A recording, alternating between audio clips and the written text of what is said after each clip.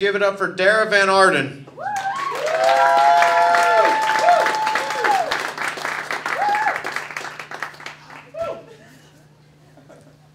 Thank you. Just got this out of the way first. I'm Jewish and I'm frugal. Being Jewish and being frugal are not related. That's a stereotype. It's pure coincidence that I happen to be both. But I am proud to be frugal. It's an accomplishment. Unlike being Jewish. I mean, I'm proud to be Jewish, but it's not an accomplishment. I was just born into it. I basically popped out of my mom's pussy and voila, I'm Jewish. Did that word make you uncomfortable? Voila. It's French. It's French. But I'm frugal. I love saving money. I hate spending money. So I hate shopping, which is basically giving my hard-earned money to someone for some object I can probably live without. And I just hate the whole shopping experience. My biggest pet peeve is when I get to the register. Why does the woman ask me if I found everything I was looking for? No, I didn't find everything I was looking for. You seem to be fresh out of eternal happiness, and I'm still in need of the purpose of life. Another thing about me, I'm vegan, which means that I think I'm morally superior to you. That wasn't a joke. That wasn't a joke. You know who's not vegan? My husband. God bless his little soul, which is going straight to hell. We do have a vegan household, though, which means that no animal products can come into our home. So if he wants to eat a turkey hoagie, one of his favorite pastimes, bird eating, if he wants to eat a turkey hoagie, he has to do it somewhere else. You know, I kind of have trust issues in our marriage. I don't know if you've heard the statistics, but most marriages do end in divorce, and most of the reason for that is infidelity. And infidelity, it comes in so many different forms. I remember once, in the middle of the workday, I came home, and the lights were on, and I saw a strange woman's panties on the floor, and I thought, that's odd. Then I walked a little farther, and I saw another woman's bra on the kitchen table, and I thought, I'm sure he has a good explanation for this.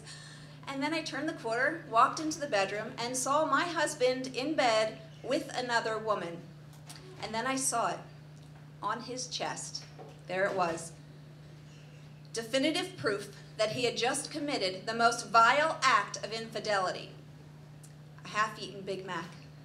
It was devastating. But my husband's in the audience, so out of respect for him, I have to confess that story's not entirely true.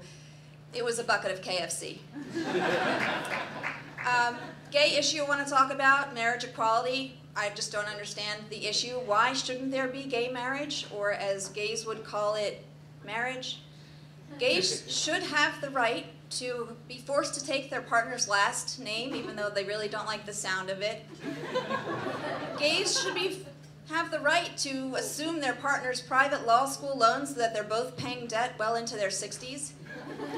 Gays should have a right to a gaudy wedding with all of their parents' friends giving regifted serving dishes with finger smudges all over them. Gays should have those wonderful privileges. Jesus, I don't want to be married. I'd rather be gay. I can be gay. I can be a lesbian. I mean, I already eat out 3 times a week.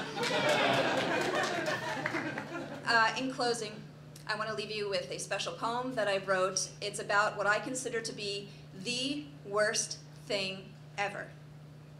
It's called Ode to the Senior Citizen at the Movie Theater. I'm at the theater on Sunday Eve.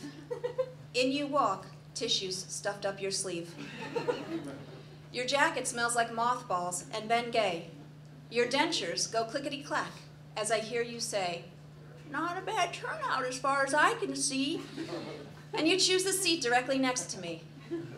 You breathe very loudly, but when the house lights go down, the dialogue of the movie should be the only sound.